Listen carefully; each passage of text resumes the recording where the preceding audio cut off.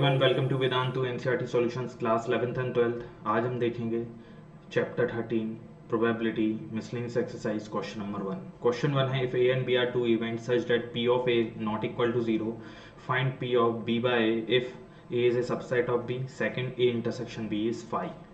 तो ए और बी कोई दो इवेंट्स हैं, क्लियर।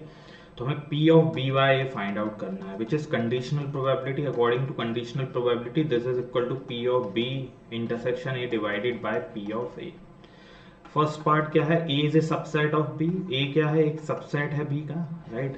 तो लेट्स से ये B है, तो it is A is a part of B, clear. तो यहां से P ऑफ जो कॉमन पार्ट आएगा A और B का, P A of intersection A intersection B या फिर B इंटरसेक्शन है, right. There is nothing but what equal to P of A। तो यहां से मुझे P of B by A क्या आ जाएगा, P of B by A ये क्या आ जाएगा, P of B intersection A is equal to P of A divided by P of A which is equal to 1। तो फर्स्ट का answer तो आ गया है 1। सेकंड में अगर मैं देखता हूं, सेकंड में A इंटरसेक्शन B क्या है, 5 है। इसका मतलब P of A intersection B क्या है, 0 है। तो यहां से मुझे P ऑफ B बाय ए भी क्या मिल जाएगा, 0, क्योंकि न्यूमरेटर 0 बाय समथिंग है 0। तो फर्स्ट का पार्ट का आंसर है 1, सेकंड पार्ट का है 0। क्वेश्चन 2 है, a couple has 2 children. First, find the probability that both children are males if it is known that at least one of the children is male. Second part, find the probability that both children are females if it is known that the elder child is a female. तो कोई couple है, उसके 2 children हैं, तो क्या क्या sample space बनेगा, sample space इसका बनेगा या तो दोनों क्या हूँ, बॉय हूँ, राइट, बॉय हूँ, पहला भी बॉय और दूसरा भी बॉय, या फिर पहला बॉय हो दूसरा गर्ल हो। पहला बॉय दूसरा गर्ल मतलब पहला बॉय मतलब एल्डर जो सन है वो क्या है, बॉय है, और जो यंगर है वो क्या है, गर्ल है। या फिर गर्ल, पहला गर्ल दूसरा बॉय, या फिर दोनों क्या हूँ, गर्ल। ये है सैंपल स्पेस। फर्स्ट पार्ट को देख लेते हैं। फर्स्ट पार्ट में क्या दिया है, find the probability that both childrens are male if it is known that at least one of the children is male. तो मैंने कोई ए इवेंट मान लिया है, ए इवेंट जो क्या है, बोथ चिल्ड्रंस आर मेल, दोनों चिल्ड्रंस क्या हो, मेल हो। तो सेम क्या फेवरेबल केस क्या बनेगा, दैट इज दोनों मेल हो मतलब दोनों बॉय हो। और बी क्या है, बी जो गिवन जो इवेंट है, गिवन इवेंट क्या है, it is known that at least one of the children is male, कम से कम एक चिल्ड्रन क्या है, मेल है। तो ये सैंपल स्पेस क्या बनेगा, कम से कम एक मतलब या तो एक हो या दोनों चिल्ड्रन क्या हो, मेल हो, क्लियर। तो बॉय गर्ल, गर्ल बॉय, ये मत बन रहा है, फेवरेबल केसेस मिल रहे हैं हमें बी के। हमें फाइंड आउट करना है probability of A by B, यही तो फाइंड आउट करना है ना। Probability that both children are males if it is given that at least one of the children is male, right. जो कि क्या होता है, according to conditional probability P of A intersection B divided by P of B। यहाँ पे अगर मैं A intersection B निकालता हूँ मतलब कॉमन एलिमेंट्स निकालता हूँ A और B के, तो वो क्या आ रहे हैं, ये B, यानी दोनों क्या हों, बॉय, मेल हो। तो probability of A intersection B में कितने एलिमेंट है, 1। टोटल एलिमेंट्स कितने हैं, आउट ऑफ टोटल कितने हैं सैंपल स्पेस में, 4, 1/4 divided by P of B कितने हैं, 3 हैं, डिवाइडेड बाय 4, 4 से 4 cancel, so final answer is 1/3। तो फर्स्ट पार्ट का आंसर आ गया 1/3, राइट। सेकंड पार्ट को हम देख लेते हैं। सेकंड पार्ट क्या बोल रहा है, सेकंड पार्ट कह रहा है find the probability that both children are females, दोनों, and it is known that the elder child is a female, जो एल्डर सबसे जो बड़ी, जो पहला जो चाइल्ड है वो क्या हुआ, फीमेल है। ये गिवन है, हमें बताना कि बोथ चिल्ड्रंस आर फीमेल्स, दोनों चिल्ड्रंस क्या हैं, फीमेल्स, राइट। सेकंड पार्ट में है ना, ए मैंने इवेंट मान रहा हूँ, ए इवेंट कि दोनों चिल्ड्रंस क्या हैं, फीमेल हैं, तो क्या बन रहा है इसका फेवरेबल केस क्या बन रहा है, दोनों फीमेल है मतलब गर्ल, दोनों गर्ल। बी क्या गिवन है, बी जो गिवन इवेंट क्या है, it is known that Elder child is a female, जो बड़ा जो चाइल्ड है वो क्या है, फीमेल है, मतलब पहला चाइल्ड क्या है, फीमेल है। तो वो क्या हो सकता है, क्या क्या केसेस बन सकते हैं, पहला चाइल्ड गर्ल हो दूसरा बॉय हो, या पहला चाइल्ड गर्ल दूसरा भी क्या हो, गर्ल हो। ए इंटरसेक्शन बी की बात अगर करता हूं तो क्या मिलेगा, कॉमन एलिमेंट गर्ल, राइट। हमें निकालना है P of A by B which is again P of A intersection B divided by P of B, A intersection B कितने एलिमेंट्स हैं, 1 elements out of 4 divided by P of B में 2 elements हैं out of 4, so final answer is 1/2. So first part का answer 1/3, second part का answer 1/2. Suppose that 5% of men and 0.25% of women have gray hair. A gray hair person is selected at random. What is the probability of this person being male? Assume that there are equal number of males and females. तो यहाँ पे 5% man है और 0.25% woman है जिनके grey hairs हैं. एक grey hair person को सेलेक्ट किया गया है रैंडमली, तो हमें प्रोबेबिलिटी निकालनी है that the person being male. जो टोटल जो पर्सन्स हैं, है ना, टोटल जो ग्रे हेयर्ड पर्सन्स कितने हैं, total grey haired persons, grey hair persons total कितने हैं, टोटल ये हैं कितने 5%. टोटल परसेंट कितना है, basically 5% plus 0.25%, so this is 5.25%. Clear. So हमें जो प्रोबेबिलिटी निकालनी है बेसिकली, है ना, तो टोटल हमारे पास कितने ग्रे हेड पर्सन हैं, 5.25% है, जिनमें से हमें प्रोबेबिलिटी निकालनी है कि वो पर्सन क्या हो, मेल हो. अगर कोई एक ग्रे हेड पर्सन, हम सिलेक्ट क्या कर रहे हैं, ग्रे हेड पर्सन में से ही सिलेक्ट कर रहे हैं. टोटल ग्रे हेड पर्सन कितने हैं, ग्रे हेड पर्सन हैं 5.25. हमें प्रोबेबिलिटी निकालनी है कि वो सिलेक्टेड पर्सन जो है, ग्रे हेड पर्सन जो हमने सिलेक्ट किया वो मेल हो. तो मेल कितने हैं, out of 5.25 we have 5% male, so 5/5.25. तो इसको हम फर्दर सिंप्लीफाई करेंगे, सो इट इज 500/525. तो इसको हम कर सकते हैं 25 से, तो 25/20 divided by 21, so 20/21 is the final answer. Question 4 है, suppose that 90% of people are right handed. What is the probability that at most 6 of a random sample of 10 people are right handed. Clear. तो 90% जो total population और total people है उनमें से 90% जो है right handed है. हमें प्रोबेबिलिटी निकालनी है कि एटमोस्ट कोई 10 का सैंपल स्पेस है 10 पीपल का, उनमें से, है ना, प्रोबेबिलिटी निकालनी है कि ज़्यादा से ज़्यादा 6 जो हो वो राइट हैंडेड हो, 6 से ज़्यादा ना हो, मैक्सिमम 6 होने चाहिए. क्लियर. मैक्सिमम 6 होने चाहिए. तो हमें इसमें बाइनोमियल डिस्ट्रीब्यूशन का हमें यूज करना पड़ेगा, राइट. बाइनोमियल डिस्ट्रीब्यूशन का हमें यहाँ पे यूज करना पड़ेगा. अच्छा, प्रोबेबिलिटी है ना, यहाँ पे सक्सेस क्या है कि सक्सेस हम किसे लेंगे कि पीपल क्या हो, राइट हैंडेड हो, राइट. यही तो हमें बताना है कि at most 6 people should be what, out of 10 should be right handed, right. So probability of success P क्या हो जाएगा, 90% that the people are right handed, right. So 90% means what, 90/100. Clear, which is nothing but what, it is 9/10. So probability of failure मतलब right handed people ना हो, right, right handed people ना हो, so it is 1 minus 9/10 which is nothing but what, 1/10. Clear. है ना. तो out of n people, है ना, n क्या है यहाँ पे, n है हमारा 10.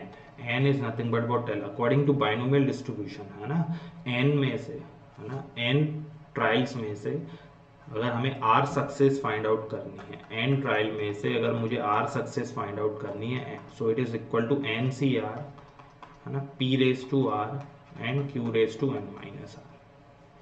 हमें क्या, कितनी सक्सेस चाहिए, एटमोस्ट मैक्सिमम 6 हमें चाहिए, मैक्सिमम 6.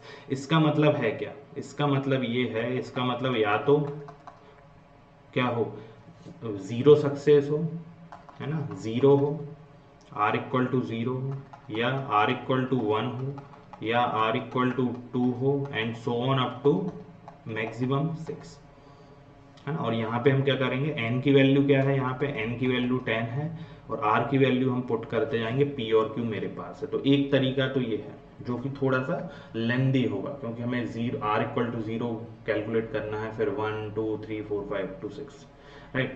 एक और तरीका क्या है, एक और तरीका क्या है कि वह मैं 1 में से माइनस कर दूं, क्या क्या माइनस कर दूं, हमें मैक्सिमम क्या हो कितनी सक्सेस चाहिए, 6, है ना, मैक्सिमम 6, राइट. तो मैक्सिमम 6, तो मैं ऐसा करता हूँ, इसमें से माइनस कर देता हूँ, 7 माइनस कर देता हूँ, है ना, 8 माइनस कर देता हूँ, 8 सक्सेस, 9 सक्सेस माइनस कर देता हूँ और 10 सक्सेस माइनस कर देता हूँ. ये मेरा आंसर हो जाएगा. तो या तो मैं ये लिख सकता हूँ, तो 1 माइनस ये क्या हो जाएगा, समिशन क्या है, NCR और मैं क्या कहूँ n की वैल्यू तो 10 है, फिक्स है 10 CR p raise to r and q raise to 10 minus r। यहाँ पे r की वैल्यू कहाँ से कहाँ तक जा रही है, 7 से लेके 10 तक, क्योंकि मैक्सिमम हमें कितनी सक्सेस चाहिए, मैक्सिमम एटमोस्ट 6 सक्सेस, राइट। और इसको कैसा लिख सकता हूँ, इसको लिख सकता हूँ summation 10 CR p raise to r into q raise to 10 minus r, where r is going from 0 to 6। तो ये भी आंसर है, या फिर इस फॉर्म में भी मैं आंसर दे सकता हूँ, दोनों आंसर है। फाइनल वैल्यू आएगी जो दोनों की बिल्कुल सेम ही आएगी। p और q मुझे पता है, p क्या है 9/10, q है 1/10, that's it. You just have to put the value of p and q। Question 5 है, if a leap year selected at random what is the chance that it will contain 53 Tuesdays.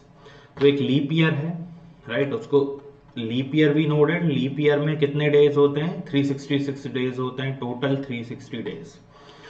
और हमें पता है एक साल में कितने होते हैं, इन 1 ईयर, है ना, वी हैव 52 वीक्स, है ना, 52 कंप्लीट वीक्स होते हैं हमारे पास, है ना, 52 क्या होते हैं, कंप्लीट वीक्स होते हैं। 52 वीक्स का मतलब है टोटल 364 डेज, 364 डेज होते हैं। तो 52 वीक्स तो कंप्लीट हो रहे हैं पूरे एक साल में, मतलब उन 52 वीक्स में 52 ट्यूसडेज तो आ गए हैं, है ना, इनमें कितने आ गए हैं, 52 ट्यूसडेज तो हमारे कवर हो गए हैं।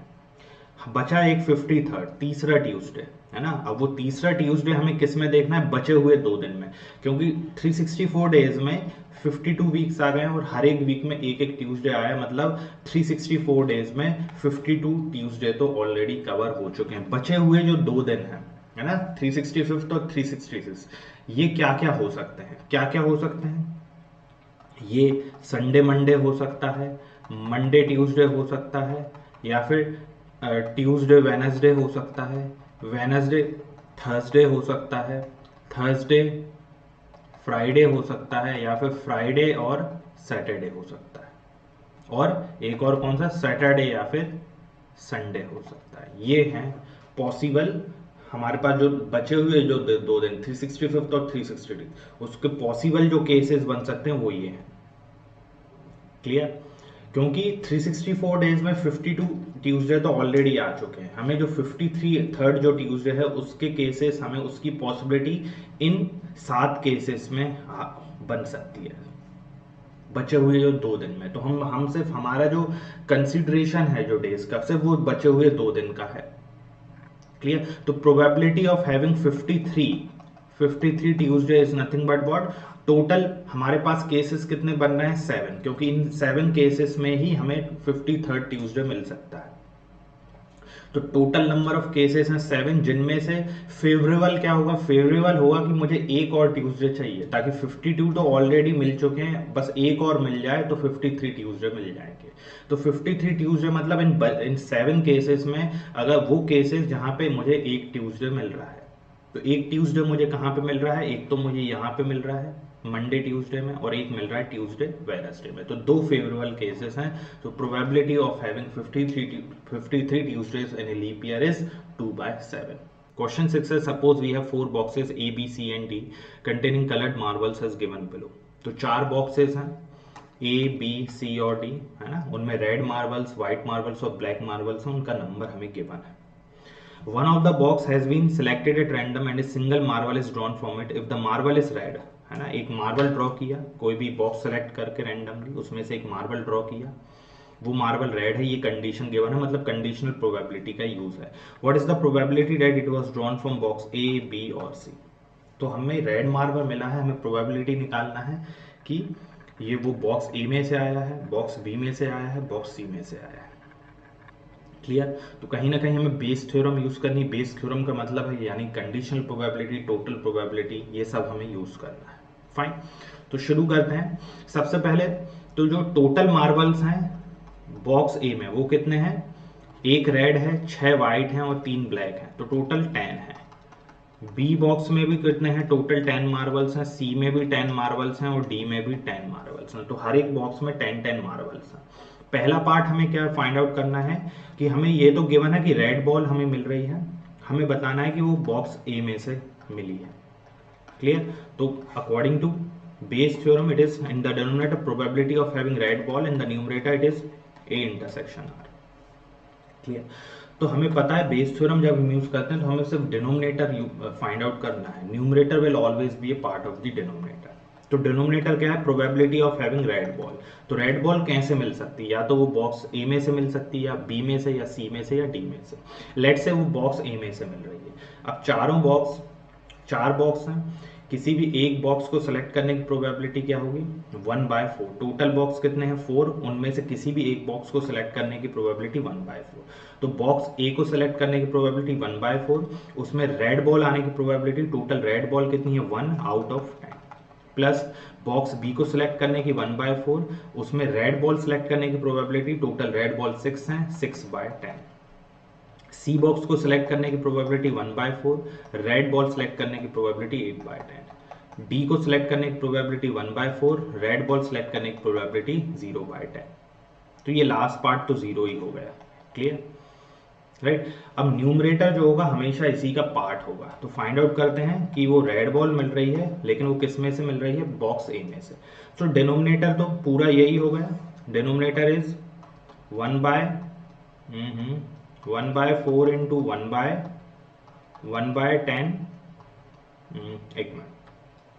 हाँ, तो हाँ, डिनोमिनेटर तो क्या हो गया? पूरा यही हो गया. 1/4 into 1/10 plus 1/4 into 6/10 plus 1/4 into 8/10, और जो लास्ट पार्ट तो 0 हो चुका है. अब इसमें से हमें बताना है बॉक्स ए में से मिला हो, तो कौन सा केस लेना पड़ेगा? ये फर्स्ट केस, कि बॉक्स ए में से हमें रेड बॉल मिली है. 1/4 इंटू 1/10, ये कैंसिल, ये सब कैंसिल. डिनोमिनेटर में 4 and 10 cancel. So we are having 1/1 plus 6 plus 8 which is 1/15. So 1/15 is the answer. Second है कि वो कहाँ से मिली हो? बॉक्स बी में से रेड बॉल आई हो. तो डिनोमिनेटर तो सेम ही रहेगा. 1/4 into 1/10 plus 1/4 into 6/10 plus 1/4 into 8/10. इसमें हमें बॉक्स बी में से मिले, इसकी प्रोबेबिलिटी फाइंड आउट करनी है. तो बॉक्स बी में से मतलब ये सेकंड केस, 1/4 इंटू 6/10. अगेन ये सब कैंसिल्ड हो गए. राइट? तो हमें बचा क्या? हमें बचा 6/1 plus 6/1 plus 6 plus 8 which is 6/15 which is 2/5. This is the answer, 2/5. Right? अब नेक्स्ट हमें किस में से चाहिए? सी में से चाहिए. तो डिनोमिनेटर तो will remain same. 1/4 into 1/10 plus 1/4 into 6/10 plus 1/4 into 8/10. Numerator में कौन सा? थर्ड केस, क्योंकि हमें बॉक्स सी में से चाहिए. सो it is 1/4 into 8/10. Again 4 and 10 gets cancelled out from the numerator and the denominator. Finally we are having 8/50. 8/15 is the final answer. Question 7 है, assume that the chances of a patient having a heart attack is 40%. It is also assumed that a meditation and yoga course reduce the risk of heart attack by 30% and prescription of certain drug reduces its chances by 75%. At a time of patient can choose any one of the two options with equal probabilities. It is given that after going through one of the two options, the patient selected at random suffers a heart attack. Find the probability that the patient followed a course of meditation and yoga. Right? तो यहाँ पे हमें probability क्या निकालनी है? Probability, right, that the patient ने कौन सा कोर्स फॉलो किया है? मेडिटेशन एंड योगा का. मेडिटेशन एंड योगा का कोर्स फॉलो किया, प्रोवाइडेड दैट द कंडीशन क्या गिवन है? कंडीशन जो गिवन है कि he suffers a heart attack. Right? Heart attack condition given है कि he suffers a heart attack. Then we need to find the probability that कि उसने कौन सा कोर्स लिया था? मेडिटेशन एंड योगा का. राइट? No issue. यहाँ पे कंडीशनल प्रोबेबिलिटी का यूज हो रहा है. Conditional probability, Bayes theorem, total probability, ये सब हम यूज करने वाले हैं. In the denominator probability of having heart attack. Right? हमें पता है बेस थ्योरम में जो डिनोमिनेटर हमें कैलकुलेट करना है, numerator will always be a part of the denominator. Clear? Numerator will always be a part of the denominator. So this is probability of choosing meditation and yoga course intersection having heart attack. तो denominator में क्या आ रहा है? Probability of having heart attack. है ना। तो heart attack कैसे कैसे आ सकता है, हार्ट अटैक हमें कैसे आ सकता है, या तो उसने कौन सा कोर्स लिया हो, मेडिटेशन और योगा का कोर्स लिया हो, या फिर उसने कौन सा ड्रग प्रिस्क्रिप्शन लिया हो ऑफ सर्टेन ड्रग। क्लियर। तो पहले हम लेट से हम देख लेते हैं कि उसने हार्ट अटैक लेट से आया है कब, जब उसने कोर्स लिया है मेडिटेशन और योगा का, है ना। यहाँ पे गिवन है दोनों ही कोर्सेज को लेने की, चूज करने की जो इक्वल प्रोबेबिलिटीज है ना। तो यानी 1/2 1/2 50%। सो लेट से 1/2 से उसने मेडिटेशन योगा का कोर्स लिया। क्लियर।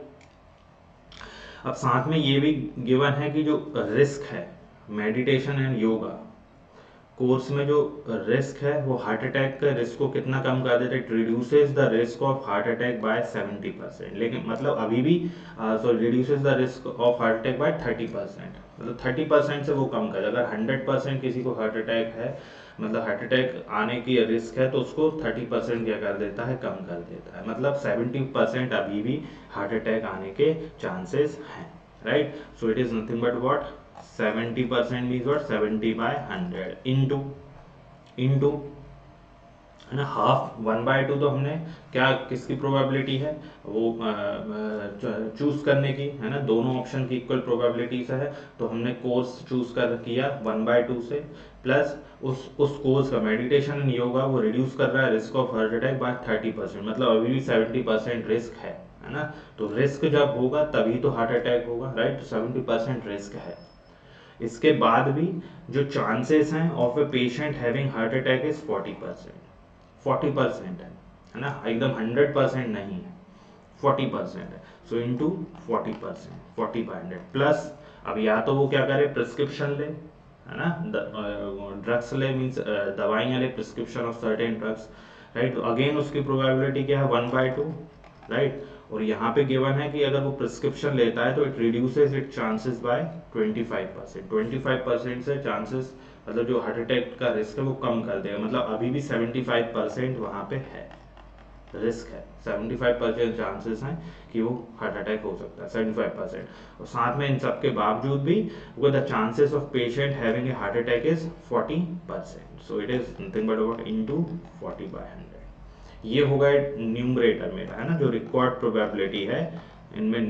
डेनोमिनेटर मेरा आ गया है 1/2 into 70/100 into 40/100 plus 1/2 into 75/100 into 40/100।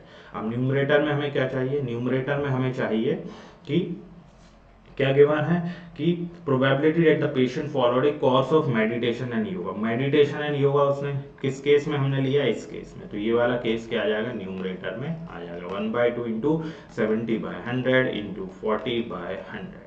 Clear. 1/2 1/2 1/2 cancel, 100 100 100 100 100 100 cancel. Clear. 40 40 40 cancel. तो क्या बचा मेरे पास 70 डिवाइडेड बाय 70 प्लस 75। फर्दर हम इसे करेंगे तो 70 डिवाइडेड बाय ये 70 प्लस 75 हो गया 145।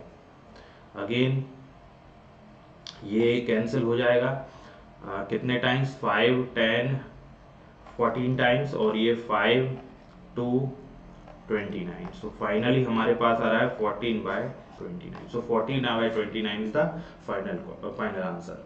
क्वेश्चन 8 है if each element of a second order determinant is either 0 or 1, what is the probability that the value of the determinant is positive?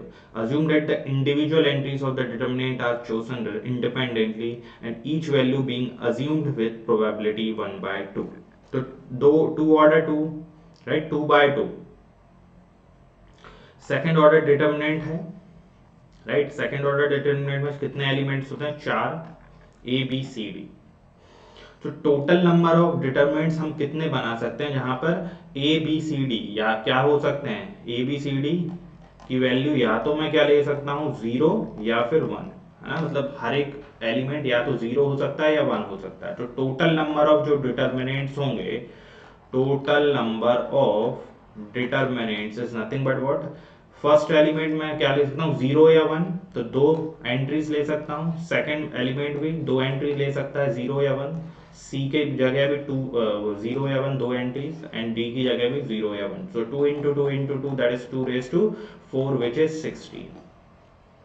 तो total मुझे कैसे कितने एलिमेंट डिटर्मिनेंट में बना सकता हूँ, 16 डिटर्मिनेंट्स बना सकता हूँ। अब इनमें से वो डिटर्मिनेंट हमें क्या प्रोबेबिलिटी निकालना that the value of the determinant is positive, positive value है।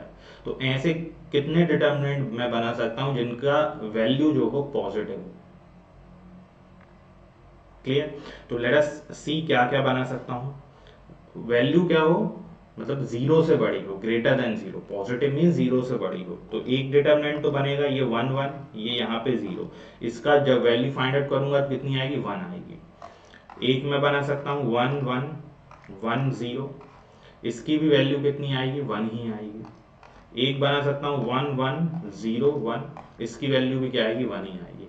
मैं कभी भी ए, यहाँ पे ए और डी की जगह जीरो अगर नहीं ला सकता, क्योंकि वहां अगर मैंने जीरो ले लिया, राइट, वहां पे अगर मैंने जीरो ला दिया तो मुझे डिटर्मिनेंट वैल्यू जो होगी या तो मुझे जीरो मिलेगी या फिर नेगेटिव मिल जाएगी। क्लियर? या तो मुझे जीरो मिलेगी या फिर नेगेटिव मिल जाएगी,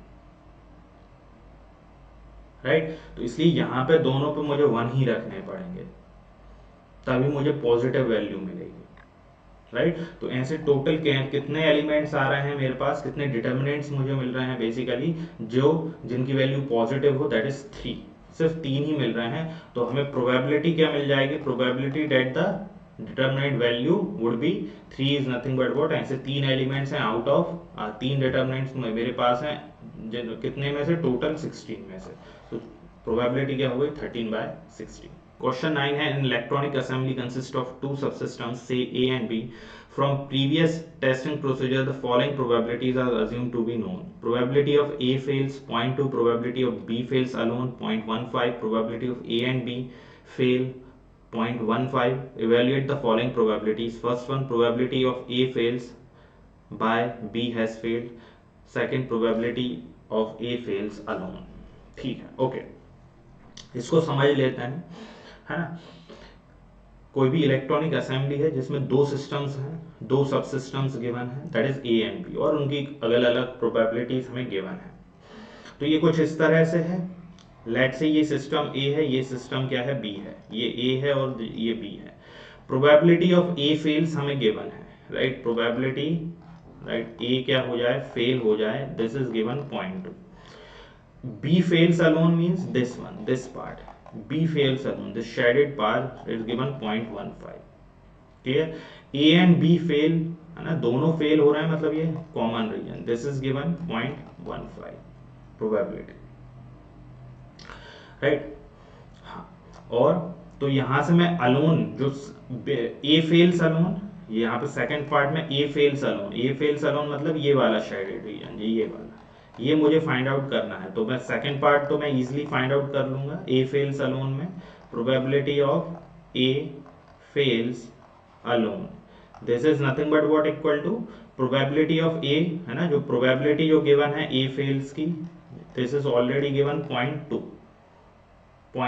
तो ये हो जाएगा probability of A fails minus probability of A and B both fail, right, A intersection B, A fail intersection B fail, the common part. तो ये क्या होगा, 0.2 माइनस जो कॉमन पार्ट क्या है 0.15, तो ये आ जाएगा 0.05, ये आ गया। सेकंड पार्ट तो हमने इजीली सॉल्व कर दिया। फर्स्ट पार्ट में कंडीशनल प्रोबेबिलिटी हमें गिवन है, फर्स्ट पार्ट हम देख लेते हैं। फर्स्ट पार्ट में कह रहा है प्रोबेबिलिटी ऑफ ए फेल्स, हमें निकालना है probability of A fails given that B has failed, है ना, given that B has failed, B has already failed, so according to conditional probability it is equal to P of A fails intersection B fails divided by probability of B fails, right। A intersection B मतलब common part कितना given है हमें, probability है 0.15 divided by B fails, है ना, B fails। अब यहाँ पे क्या है, B fails, अब ये जो हमें प्रोबेबिलिटी हमें गिवन है, हमें जो यहाँ पे B, ये तो क्या है, B fails, है ना, अलोन की प्रोबेबिलिटी गिवन है 0.15, राइट। और हमें क्या बताना है, प्रोबेबिलिटी ऑफ बी फेल्स। तो यहाँ पे मैं प्रोबेबिलिटी ऑफ बी फेल्स क्या हो जाएगी, यहाँ पे अगर मैं फाइंड आउट करता हूँ probability of B fails is nothing but what, एक तो ये हो जाएगी है ना, ये जो शेडेड पार्ट है this one plus common region, तो ये हो गया 0.15 प्लस 0.15 विच इज 0.3 आ गई। सो डिवाइडेड बाय कितना हो गया 0.3, सॉल्व करेंगे तो this is 1/2 which is 0.5। So first part का आंसर 0.5 आ गया, सेकंड पार्ट का आंसर 0.05। क्लियर, इजी क्वेश्चन था। क्वेश्चन 10 है bag 1 contains 3 red and 4 black balls and bag 2 contains 4 red and 5 black balls. One ball is transferred from bag 1 to bag 2 and then a ball is drawn from bag 2. The ball so drawn is found to be red in color. Find the probability that the transferred ball is black. Clear? तो हमें probability क्या निकालना है, that the transferred ball is black, right. जो transferred, जो ball को हमने जो ट्रांसफर किया है वो क्या है, ट्रांसफर्ड बॉल क्या है, ब्लैक है। कंडीशन हमें क्या गिवन है, कंडीशन गिवन है जो बॉल ड्रॉन बॉल क्या है, ड्रॉन बॉल जो बैग 2 में से जो बॉल ड्रॉ कर रहा है that is red. So drawn ball क्या हो, रेड। क्लियर, तो कंडीशनल प्रोबेबिलिटी है ना, हम तो क्या क्या कॉन्सेप्ट यूज करने वाले हैं, conditional probability, total probability, Bayes theorem and all. So denominator में probability that the drawn ball from the bag 2 is red, हमें पता है। बेस थ्योरम हम अप्लाई करेंगे तो हमें डिनोमिनेटर फाइंड आउट करना है, पहले तो आइडेंटिफाई करना है फिर फाइंड आउट करना है। Numerator will always be part of the denominator. Clear, so our the numerator will have what, transferred ball black intersection drawn ball red, है ना। न्यूमरेटर ड्रॉन बॉल रेड कैसे फाइंड आउट करेंगे, अब drawn ball red क्या क्या cases बन सकते हैं, जो हम ट्रांसफर कर रहे हैं बॉल, है ना, या तो वो बैग 1 में से बैग 2 में ट्रांसफर करना है, या तो वो ट्रांसफर की हुई बॉल रेड हो, राइट, तो हमें ड्रॉन बॉल क्या मिले, रेड मिले, या फिर ट्रांसफर की हुई बॉल क्या हो, ब्लैक हो, तो भी हमें ड्रॉन बॉल क्या मिल रही है, रेड मिल रही है। तो दो केसेस हमें मिल रहे हैं जिनमें हमें ड्रॉन बॉल रेड मिल सकती है। पहला केस क्या है, पहला केस है कि जो ट्रांसफर्ड बॉल जो है वो क्या हो, रेड हो। दूसरा केस बन रहा है जब ट्रांसफर्ड बॉल क्या हो, ब्लैक हो, राइट। तो ड्रॉन बॉल हम निकाल लेते हैं कि probability of drawn ball is red from the bag 2, ये निकाल लेते हैं। क्लियर, तो यहाँ पे थोड़ा समझ लेते हैं। बैग 1 है ना, बैग 1 है और बैग 2 है। बैग 1 में कितनी रेड और ब्लैक बॉल है, 3 रेड है यहाँ पे। बैग 1 में 3 रेड और 4 ब्लैक बॉल है, 4 ब्लैक बॉल, 3 रेड और 4 ब्लैक बॉल है। बैग 2 में 4 रेड और 5 क्या है, black ball, 4 red and 5 black ball. तो एक बॉल मैंने ट्रांसफर की है बैग 1 से बैग 2 में, ये एक बॉल है ना। अब मैं ये पहला केस हम ले रहे हैं, फर्स्ट केस हम ले रहे हैं जिसमें कि रेड बॉल को ट्रांसफर किया हुआ है, राइट। तो यहाँ पे हमने रेड बॉल को क्या कर दिया है, ट्रांसफर कर दिया है। क्लियर, तो अब यहाँ पे रेड बॉल को जैसे ही ट्रांसफर किया तो बैग 2 में रेड बॉल कितनी हो गई, 5 रेड बॉल हो गई हैं और 5 ब्लैक बॉल। रेड बॉल कहां से ट्रांसफर की है, बैग 1 से, तो उसकी प्रोबेबिलिटी कितनी हो जाएगी, 3 रेड बॉल है डिवाइडेड बाय टोटल कितनी है, 3 + 4 दैट इज 7, 3/7, राइट। ये हो गई। तो पहला केस क्या बन रहा था कि ट्रांसफर बॉल क्या हो, रेड बॉल हो, और उसके बाद जब मैं पिक करूंगा बॉल सेकंड बॉल में से वो भी रेड मिले। तो यहाँ पे 5 रेड हैं और 5 ब्लैक है, यहाँ से अगर मैं बॉल को एक बॉल पिक करता हूँ तो रेड बॉल आने की प्रोबेबिलिटी कितनी हो जाएगी, 5/10 which is nothing but what, 1/2। Clear, तो यहाँ पे पहला केस क्या बन रहा है डिनोमिनेटर के लिए, डिनोमिनेटर में क्या बन रहा है, 3/7। 3/7 क्यों, क्योंकि बैग 1 में से जो ट्रांसफर मैं कर रहा हूँ बैग 2 में वो रेड है, और उस रेड आने की प्रोबेबिलिटी कितनी है, 3/7, राइट। उसके बाद ड्रॉन बॉल क्या हुआ है, ड्रॉन बॉल, अब क्योंकि बैग 2 में 4 रेड बॉल थी, अब 5 हो गई हैं, तो ड्रॉन बॉल रेड है, ये गिवन है, तो रेड आने की प्रोबेबिलिटी कितनी हो गई, 5/10 विच इज 1/2, तो इंटू 1/2 प्लस सेकेंड केस क्या बन रहा है इसमें, सेकेंड केस बनता है कि जो ट्रांसफर बॉल है, यहाँ पे 3 रेड है 4 ब्लैक बॉल है फर्स्ट बैग में, और सेकेंड बैग में है 4 red ball plus 5 black ball. अब यहाँ पे जो बॉल मैं ट्रांसफर कर रहा हूँ वो रेड ना होके क्या है, ब्लैक बॉल है, ब्लैक बॉल है। ब्लैक बॉल यहाँ पे कितनी है, 4 हैं आउट ऑफ 7, तो प्रोबेबिलिटी हो गई ब्लैक बॉल ट्रांसफर करने की, दैट इज 4/7। अब तो यहाँ पे कितनी बॉल्स हो गई, जब एक ब्लैक बॉल ट्रांसफर की बैक टू में, 4 रेड प्लस 6 ब्लैक हो गई। यहाँ से मुझे रेड बॉल पिक करने की कितनी हो गई, 4/10 विच इज 2/5। क्लियर। तो दूसरा केस क्या बन रहा है कि मैं ट्रांसफर कर रहा हूँ, कौन सी, ब्लैक बॉल ट्रांसफर हुई, 4/7 प्रोबेबिलिटी, और देन बैक टू में से रेड बॉल ड्रॉन करने की प्रोबेबिलिटी 2/5। तो ये हो गया मेरा डिनोमिनेटर। न्यूमरेटर में मुझे क्या चाहिए कि ट्रांसफर बॉल क्या होनी चाहिए, ट्रांसफर बॉल ब्लैक हो, कंडीशन है ट्रांसफर बॉल क्या हो, ब्लैक हो, कंडीशन क्या है कि ड्रॉन बॉल रेड हो। तो ट्रांसफर बॉल ब्लैक किस केस में ली थी हमने, सेकंड केस में। तो न्यूमरेटर में आ जाएगा 4/7 into 2/5। Clear. So this is the answer. Easy है, इसको सॉल्व कर लेंगे तो I think 7 gets cancelled out. तो फाइनली हमें जो आंसर मिल रहा है, क्या मिल रहा है, रिकॉर्ड जो प्रोबेबिलिटी है वो क्या आ रही है, न्यूमरेटर में है 4 इंटू 2 8/5, राइट। न्यूमरेटर है मेरे पास 8/5 डिवाइडेड बाय, डिनोमिनेटर में है 3/2 प्लस 8/5, 3/2 प्लस 8/5, है ना। तो एलसीएम लेते हैं 8/5, ये हो जाएगा 10, एलसीएम लिया 10, 15 प्लस 16। क्लियर। तो ये होगा 8 इंटू 10 डिवाइडेड बाय 5 इंटू 31। सो ये 2 टाइम्स कैंसिल, तो फाइनली आंसर आ रहा है 16/31। सो फाइनल आंसर आ गया 16/31। Question 11 है, if A and B are two events such that P of A is not equal to 0 and P of B by equal to 1, then choose the correct option. Right. तो correct option choose करना है, हमें given है P of B by A means conditional probability given है, according to conditional probability this is equal to P of B intersection A divided by P of A, this is equal to 1। Clear, this is equal to 1। तो हमें बताना है कि इनमें से कौन सा ऑप्शन करेक्ट होगा। P of A not equal to 0 means denominator is not equal to 0।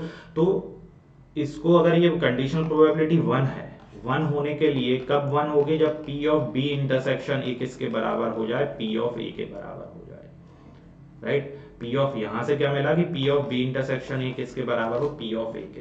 तो ये कब बराबर होगा, राइट। तो दो इवेंट्स अगर हैं A एंड B, तो लेट से ये इवेंट क्या है, B है, और ये इवेंट क्या है, A है, राइट। तो A यहाँ पे क्या है, सबसेट है B का। अगर A सबसेट होगा B का, तो जब मैं इसका इंटरसेक्शन निकालूंगा तो इंटरसेक्शन कॉमन पार्ट क्या मिलेगा मुझे, P of A ही तो मिलेगा कॉमन पार्ट, क्योंकि A क्या है, सबसेट है B का। तो जब A सबसेट होगा B के, तभी मुझे B और A का इंटरसेक्शन किसके बराबर मिलेगा, A के बराबर मिलेगा। क्लियर। इसका मतलब ऑप्शन क्या होगा, A is the correct answer. Question 12 है, if P of A by B is greater than P of A, then which of the following is correct, right? तो हमें एक कंडीशन गिवन है, P of A by B is greater than P of A, तो हमें find out करना है कौन सा ऑप्शन करेक्ट है। तो यहाँ से हमें क्या हम कैसे प्रोसीड करेंगे, ये कंडीशनल प्रोबेबिलिटी गिवन है, according to conditional probability P of A intersection B divided by P of B is greater than P of A। तो यहाँ से मैं फर्दर क्या लिख सकता हूँ, P of A intersection B is greater than P of A into P of B, right. Further मैं यहां से क्या लिख सकता हूं, P of A intersection B divided bye, यहां पे मैं P of A को मैं क्या ला रहा हूं, डिनोमिनेटर में ले आता हूं यहां पे। तो मुझे क्या मिलेगा, P of A intersection B divided bye, मैं क्या कर रहा हूं, अब P of A को डिनोमिनेटर में ला रहा हूं, तो this is equal to P of A is greater than P of B। ये क्या है, according to conditional probability this is nothing but what equal to P of B by A। Clear, greater than P of B। तो मुझे यहां से ये मिल गया है that P of B by is greater than P of B, it means option C is the correct answer। तो अगर P of A by B is greater than P of A है, तो by default P of B by A is also greater than P of B। Question 13 है, if A and B are any two events such that P of A plus P of B minus of P of A and B is equal to P of A, then choose the correct option। Clear? तो condition हमें given है P of A plus P of B minus P of A and B का मतलब है P of A intersection B equal to P of A। P of A and P of A gets cancelled out, तो यहां से हमें मिला P of A intersection B equal to P of B। Clear? P of A intersection B हमें क्या मिल रहा है? P of B मिल रहा है। ये दोनों क्या मिल रहा है? बराबर मिल रहे हैं, और हमें पता है P of A by B क्या होता है? P of A intersection B divided by P of B according to conditional probability. और क्योंकि ये दोनों बराबर हैं तो ये मुझे मिल गया 1। इसका मतलब P of A by B is equal to 1। It means option B is the correct answer. Clear? Easy question है ना। P of A by B, P of B by क्या होगा? P of A intersection B divided by P of B। इसके बारे में हम कुछ नहीं कह सकते, divided by P of A, right? इसके बारे में हम कुछ नहीं कह सकते क्योंकि इन दोनों के बीच में हमें रिलेशन नहीं मिला है। हमें रिलेशन किस किस के बीच में मिला है? A इंटरसेक्शन B और B के बीच में, जो कि बराबर हैं। So definitely P of A by B हमेशा क्या होगा? 1 ही होगा। Clear? Easy question. I hope the solution is clear to everyone. Okay, do like, share and subscribe the channel. Okay, we'll see in the next video. Till then, students, have a good day.